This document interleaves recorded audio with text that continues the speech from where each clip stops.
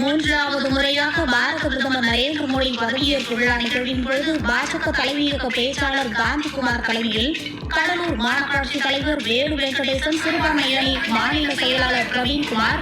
மற்றும் சாண்டிலியன் முன்னிலையில் சிறப்பு அழைப்பாளராக ஓபிசி அணி மாநில செயலாளர் ஆர் அரங்கநாதன் மற்றும் கூட்டுறவு பிரிவு மாநில செயலாளர் துரை,